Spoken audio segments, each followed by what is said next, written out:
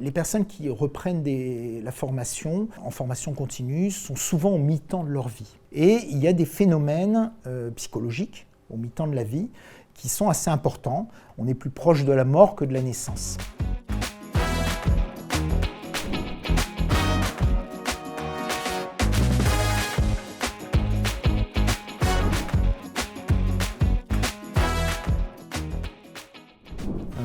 En fait, pour comprendre le concept de nidification, la nidification, c'est une préoccupation au niveau du dispositif de formation. Il faut comprendre d'abord ce que c'est que ce dispositif de formation. C'est un dispositif de formation à distance, qui est né à peu près dans les années 2000. Dans les années 2000, au moment où on a commencé à construire les plateformes de formation, on s'est posé la question de former des gens en enseignement à distance. Au moment où tu formes des gens en enseignement à distance, en fait, il y a un effondrement du dispositif, de toutes les politiques que l'on met dans le dispositif. On a l'habitude de penser que ça n'a pas beaucoup d'importance, mais en fait, on est dans des dispositifs qui sont extrêmement contraints. Quand on travaille en enseignement présentiel, la forme des salles, les amphithéâtres, le nombre de personnes, la forme du tableau, la craie, le Velleda, la lumière, les personnes qui viennent effacer le tableau, les sonneries qui séquencent les heures de cours, tout ça, en fait, font partie d'un dispositif. Quand tu crées un dispositif d'enseignement à distance, tout ça disparaît, en fait. Et donc, on est dans une situation où, finalement, l'ensemble du dispositif est porté par des enseignants et par une volonté commune de ces enseignants. Au départ, dans les années 2000, ces enseignants sont des pionniers. Et donc, on est dans une économie pionnière avec des gens qui communiquent beaucoup, qui dorment à côté de leur ordinateur, qui font tout pour que le dispositif fonctionne. Et puis, au bout d'un moment, au bout d'une dizaine d'années, tu vois, on s'est retrouvé avec des gens qui n'étaient plus des pionniers, qui fonctionnaient normalement, qui venaient travailler dans un dispositif qui n'était pas ceux qui l'avaient construit. Parallèlement à ça, les choses ont évolué, c'est-à-dire que d'un seul coup est apparu le smartphone dans les années 2008, et ce qui a changé complètement la donne. Pareil, la connexion a extrêmement évolué, ce qui fait qu'on s'est retrouvé avec des étudiants qui étaient à distance, qui étaient en Afrique par exemple, et qui se retrouvaient beaucoup mieux connectés.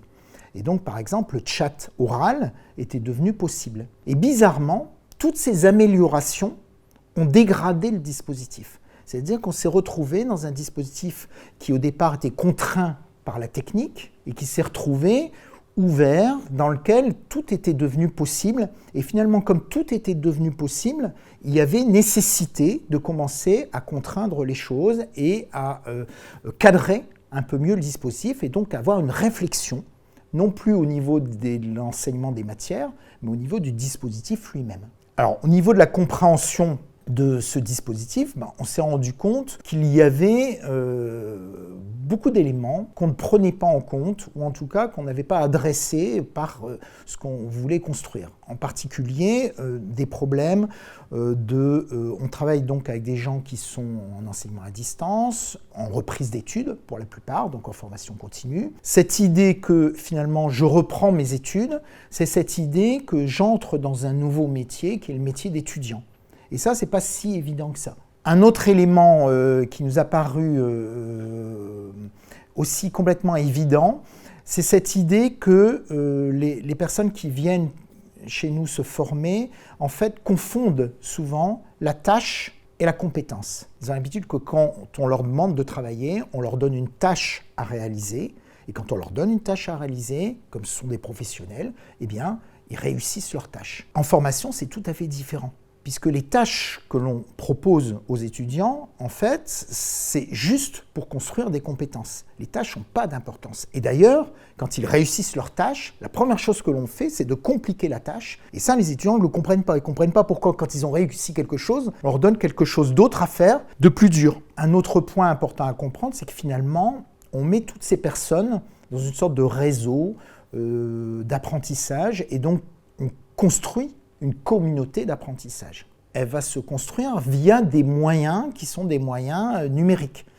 Or, les moyens qu'on va utiliser lorsqu'on est dans une salle, dans un dispositif présentiel, vous asseyez à côté de quelqu'un, vous discutez avec, il y a beaucoup de choses qui se font à la machine à café, il y a beaucoup de choses qui se font dans les couloirs. J'ai une identité qui est mon identité d'étudiant, qui est sans doute que je maîtrise très bien et que je maîtrise et qui est sans doute différente de ma véritable identité. En enseignement à distance, cette identité, elle passe par le numérique. C'est donc une identité numérique que l'on construit. Non seulement je dois construire mon identité numérique, mais je dois percevoir comment les autres perçoivent ma propre identité numérique. Et donc cet aller-retour est très compliqué. Et c'est cet aller-retour qui permet le travail à plusieurs. Enfin, dernier point très important, c'est cette idée que finalement, les personnes qui reprennent la formation en formation continue sont souvent au mi-temps de leur vie. Et il y a des phénomènes psychologiques au mi-temps de la vie qui sont assez importants. On est plus proche de la mort que de la naissance. Or, la reprise d'études, elle correspond plus ou moins à cette période du mi-temps de la vie. Et donc, il y a beaucoup de personnes qui reprennent des études pour se prouver des choses. La théorie de Pyszynski explique que pour contrer cette terreur existentielle, eh bien, on va travailler la confiance qu'on a en soi, et donc on va favoriser des activités qui sont censées plus ou moins me redonner confiance en moi. Donc je vais éventuellement divorcer, trouver une autre femme, ou si je suis une femme, trouver un autre homme, je vais acheter une nouvelle voiture, il y a toute une série d'actions que l'on peut amener et qui sont censées justement augmenter cette confiance. La reprise d'études en fait partie.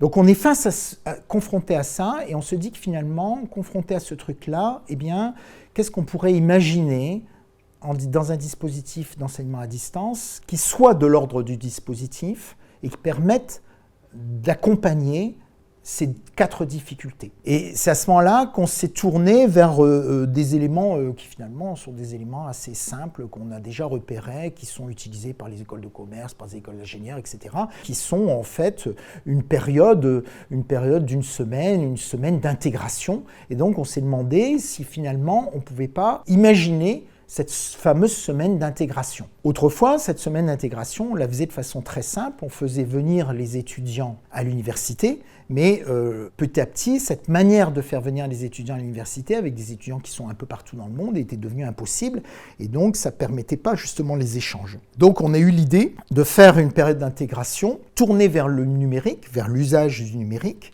au travers d'activités dans lesquelles je vais aller prendre position par rapport, donc je crois que la première expérience, c'est un exercice qui est donné et chacun doit choisir la bonne solution, sachant qu'il n'y a pas de bonne solution. En fait, c'est un mélange des 3 solutions et donc il n'y a pas de bonne réponse.